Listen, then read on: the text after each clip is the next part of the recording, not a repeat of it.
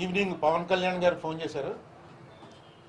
చేసి మీరు రాజమండ్రిలో ఉన్నారట, మిమ్మల్ని కలవటానికి వస్తున్నాను, ఎప్పుడు దాకా ఉంటారని అడిగారు. నేను మీరు రావక్కర్లేదు, ఆల్రెడీ టీవీలో మీరు చెప్పినవి చూసాం. నేను 10వ తారీఖు ఎలాగా హైదరాబాద్ వస్తున్నాను, 11 కలుద్దామని చెప్పాను. మళ్ళీ మీరు రావటం అంటే సెక్యూరిటీ ఇబ్బందులు ఇవన్నీ ఉంటాయి, నేను వస్తానని చెప్పాను. చెప్పి క్లియర్గా నాకు ఏ రకమైనటువంటి యాంబిషన్ లేదు, మీరు నా పేరు ఎందుకు చెప్పారు, ఎందుకంటే ఇప్పటివరకు ఆయన నేను ఎప్పుడు కలవలేదు, ఎప్పుడు మాట్లాడలేదు. అటువంటిది మీరు మరి నా పేరు ఎందుకు చెప్పారో, నేనైతే నాకేం యాంబిషన్ లేదు, నాకేం పెద్ద పొలిటికల్గా యాక్టివ్ అవ్వాలనేటువంటి ఉద్దేశం కూడా లేదు అని చెప్పాను. తర్వాత ఇంకో మాట కూడా, మీరు ఏమన్నా నన్ను మేధావి అనుకుంటున్నారేమో, నేను మేధావిని కాదు, మీరు ఆ భ్రమలో ఉండకండి అని కూడా చాలా క్లారిటీగా చెప్పాను.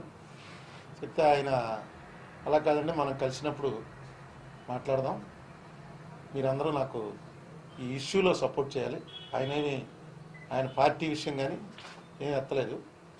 ఈ ఇష్యూలో ఈ AP reorganisation act implementation issue అనుకోవాలి. ఎందుకంటే ఈ ఇష్యూలో అన్నారంటే ఇప్పుడు అదే కదా ఇష్యూ ఉంది, స్పెషల్ కేటగిరీ స్టేటస్, ఈ సంబంధించినటువంటి ఇష్యూలో మిమ్మల్ని అందరినీ నేను మీ అడ్వైజులు తీసుకుని వెళ్దాం అనుకుంటున్నాను అని చెప్పారు. తప్పకుండా నేను ఏం అడ్వైజ్ ఇవ్వాలన్నా, నేనేం చెప్పాలన్నా, ఒకటి మాత్రం మేధావి అనే భ్రమలో మాత్రం ఉండకండి, నేను మేధావిని కాదు. తర్వాత నాకేం పెద్ద పని చేసేటువంటి ఇంట్రెస్ట్ కూడా లేదు, ఆ యాంబిషన్ లేదు, ఆ ఓపిక లేదు. నేను ఐఎమ్ హ్యాపీ, రిటైర్ అయ్యి హ్యాపీగా ఉన్నాను అంటే ఆయన నవ్వేసి, మనం ఖచ్చితంగా 11వ తారీఖు కలుస్తాం కదండి, కలిసినప్పుడు మాట్లాడుకుందాం అన్ని విషయాలు అని చెప్పారు. ఆయనే ప్రకటిస్తా అన్నారు అది 11 కలుస్తున్నామని. అయితే మన వాళ్ళందరూ టీవీలో చూడగానే మన వాళ్ళందరూ వెంటనే మాకు చెప్తావా లేదా అని చెప్పి అడిగారు. కాబట్టి మీతో పెట్టుకోలేం కదా, అందుకని వెంటనే బాబీకి చెప్పాను వెంటనే పిలవండి. 11th అక్కడ మీట్ అయిన తర్వాత మళ్ళీ రాజమండ్రి వచ్చి ఏం మాట్లాడుకున్నాం ఏదో మీతో చెప్తాను. ఇంకా పోరాటం ఏపీ స్పెషల్ స్టేటస్ కోసం అయితే ఇప్పుడు మీరు పెట్టింది కలుస్తారు ఆయనతో, ఆయన అడిగితే? ఇప్పుడు నేను అన్ని పార్టీలతోటి మంచి సంబంధాలతో ఉన్నాను. ఉదాహరణకి మొన్న ఢిల్లీ వెళ్ళాను.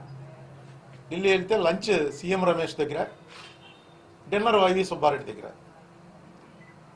అలా అన్ని పార్టీల వాళ్ళు కూడా నాతోటి ఫ్రెండ్లీగానే ఉన్నారు. నేను ఇప్పుడు ఏ పార్టీతోటి అసోసియేట్ అయ్యలేను.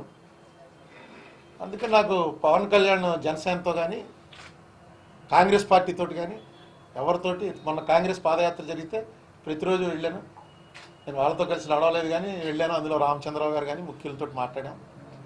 నాకు అందరితోటి స్నేహ సంబంధాలే ఉన్నాయి తప్ప ఎవరితోటి కూడా వ్యక్తిగతంగా కానీ సంస్థాపరంగా కానీ వ్యతిరేకతలు లేవు.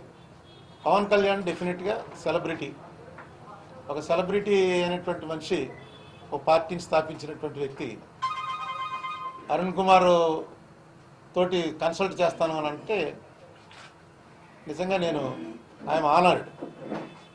మాకు ఏ పరిచయం లేనప్పటికీ కూడా నా పేరు ఆయన తీసుకున్నాడంటే ఎస్ ఐఎమ్ ఆనర్డ్.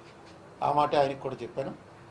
డెఫినెట్గా నేను పని అంటే ఇప్పుడు రాజకీయాల్లో యాక్టివ్ అయ్యేటువంటి ఉద్దేశం నాకు లేదన్నది కూడా క్లారిటీగా ఆయనకి చెప్పాను. ఆయన కూడా రాజకీయాల గురించి కాదండి, దీన్ని ఎలా సాధించాలన్న దాని మీద మీ అడ్వైస్ తీసుకున్నానంటే తప్పకుండా 11 కలుద్దామని చెప్పాను. అంటే ఇంకా నాకు క్లారిటీ లేదు. అవును, జేఏసీ ఏర్పాటు అంటే ఈ జేఏసీ ఎప్పుడు ఏర్పాటు చేస్తారంటే ఒక ఇష్యూ ఉన్నప్పుడు. ఏ ఇష్యూ మీద ఏర్పాటు చేయాలనుకుంటున్నారు అంటే ఇప్పుడు ఏమవుతుందంటే ఎలక్షన్ ఇయర్, ఇప్పుడు వెంటనే బీజేపీ వాళ్ళు కూడా రేపు ఎలక్షన్లో నెగ్గితే ఇచ్చేస్తాం స్పెషల్ కేటగిరీ స్టేటస్ అంటారు, కాంగ్రెస్ ఇచ్చేసామంటారు, అందరూ ఇచ్చేసామంటారు, మళ్ళీ ఆ తర్వాత చేయరు. ఎందుకంటే దీని చాలా బ్రాడ్గా ఉంది. ఇది ఏంటి, ఏ రకమైన పోరాటం చేయాలి, ఎవరితో పోరాటం చేయాలి? ఏపీ రీఆర్గనైజేషన్ యాక్ట్ గురించి పోరాటం చేయడం వేరు, యాక్ట్ ఇంప్లిమెంటేషన్ కోసం పోరాటం చేయవలసిన పరిస్థితి వచ్చింది. ఇది ఎప్పుడు నేను చూడలే. ఒక యాక్ట్ అయితే ఇంప్లిమెంట్ అవుతుందని అనుకుంటాం మనం, కానీ ఇంప్లిమెంట్ చేయక్కర్లేదని ఇప్పుడున్న గవర్నమెంట్ వాళ్ళు నిర్ధారణకు వచ్చారు. యాక్ట్లో లేనివి చేయట్లేదు, యాక్ట్లో ఉన్నవి చేయట్లేదు. మరి దీనికి ఆయన ఏ రకమైనటువంటి పోరాట పందా తీసుకుందాం అనుకుంటున్నారన్నది ఇంకా నాకైతే క్లారిటీ లేదు. కూర్చొని మాట్లాడదాం, మాట్లాడిన తర్వాత జయప్రకాష్ నారాయణ గారు మీరు ఒక మనిషితో కలిపి జేఏసీ అదే ఇప్పుడే వస్తూ చూశాను. సిపిఐ రామకృష్ణ గారితో మాట్లాడారట, బంద్కి మద్దతు ప్రకటించారట. జయప్రకాష్ నారాయణ గారు డెఫినెట్గా ఆయన మేధావి, ఆయన ఐఏఎస్ అది చేసిన మనిషి. ఆయనకి కొంత ఈ యాక్ట్ల మీద వాటి మీద డెఫినెట్గా అవగాహన ఉంటుంది. చూద్దాం అసలు ఈయనకి ఏంటుంది ఐడియా అన్నది. పవన్ కళ్యాణ్ ఐడియా ఏంటో మనకు తెలిసి అది పంచుకున్న తర్వాత మనం దాని మీద వ్యాఖ్యానించగలం. కానీ ఆయన ఐడియా దీని గురించి, ఆయన స్పెషల్ కేటగిరీ స్టేటస్ గురించి కానీ యాక్ట్ గురించి కానీ 4-5 మీటింగుల్లో మాట్లాడారు. కాబట్టి రేపు ఏం మాట్లాడతారో చూద్దాం. అంటే వాస్తవంగా 4 సంవత్సరాల నుంచి మీరు ఉన్న విషయాలన్నీ చెప్తూ వస్తున్నారు, అవే జరుగుతూ వస్తున్నాయి. ఈ నేపథ్యంలో అంటే ఈ పోరాటానికి నాయకత్వం వహించడానికి మీకు ఉన్న ఇబ్బంది ఏంటి? ఇప్పుడు పోరాటం అనేటప్పటికి దానికి చేయవలసిన మనుషులు వేరు. దానికి ఇప్పుడు పవన్ కళ్యాణ్ పోరాటం చేయొచ్చు, ఎందుకంటే ఆయన సెలబ్రిటీ, గ్లామర్ ఉంది, జనం వస్తారు. నేను చేసే పోరాటం ఇంతే, మీరు అందరూ కలిపి టీవీలో చూపిస్తే పోరాటం జరుగుతున్నట్టు. రేపు అందరూ మానేశారనుకో పోరాటం అయిపోయినట్టు. నేను వెళ్తానంటే జనం ఎగబడి రావటం ఇవేం జరగదు కదా. డెఫినెట్గా అదొక అడ్వాంటేజ్, పవన్ కళ్యాణ్కి ఉన్న అడ్వాంటేజ్ మాకు లేదు, నాకైతే లేదు. మిగతా వాళ్ళ సంగతి నేను చెప్పను, నాకైతే లేదు. ఈ రకమైన అసిస్టెన్స్ అడిగితే ఓ స్పోక్స్ పర్సన్. హాయ్ ఫ్రెండ్స్, మా టుడే టుమారో యూట్యూబ్ ఛానల్ చూస్తున్నందుకు చాలా థ్యాంక్స్.